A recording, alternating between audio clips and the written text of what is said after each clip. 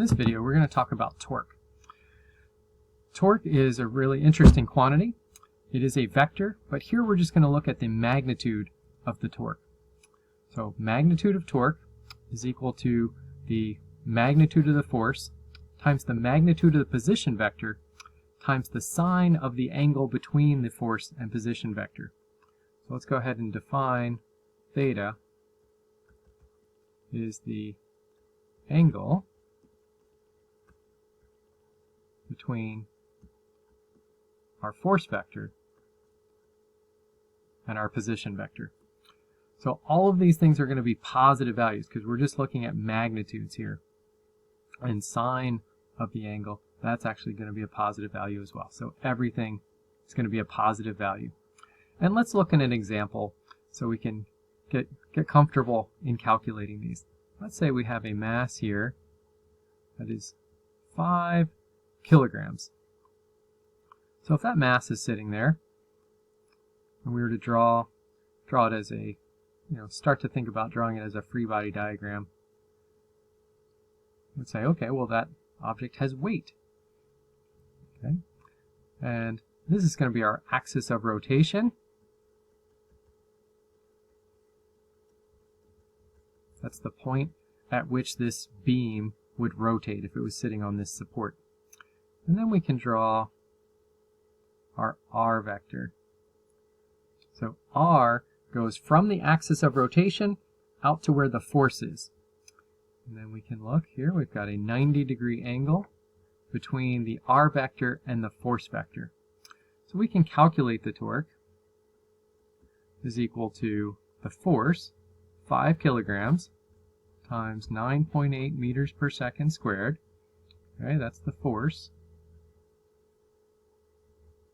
And then the R, the magnitude of the R vector, well, let's give this a scale here. Let's say this is 1 meter, 2 meters. And so this would be half, and that would be 0.25. Okay, so there's your R vector, and then sine, and the angle we saw was a 90-degree angle. So we calculate that, and we get 12.25 Newton meters. And you might think, oh, that's a Newton meter, we should combine that to be a joule. And when it came to work or energy, that was true. But not here. There's a big difference between torque and work. Torque, we have this force creating a torque, and that's true whether this beam rotates or not. Whether there's any motion or not, this torque gets created. And in fact, in this chapter, we're going to be looking entirely at cases of equilibrium where the objects are not rotating. They're staying where they are. Whereas work, if the object didn't move, there wouldn't be any work. And so work is a force exerted over a distance. There has to be a displacement of the object for there to be work, whereas for torque, there doesn't need to be. Also, for torque, the force is exerted, the important part of the force that's creating torque is exerted perpendicular to the R, whereas with work, the important part of the force doing the work is exerted parallel to the displacement vector. Alright, in any case, you'll get more comfortable with that as we go. 12.25 Newton meters of torque. Now what would happen if we put the object out farther on the beam? We'll take a look at that. Let's say we put it out here at 2 meters.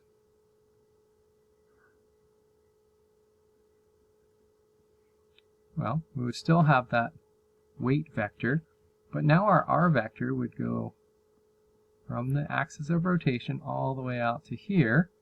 We still have a 90-degree angle, so we can calculate the torque at this point. Very similar calculation.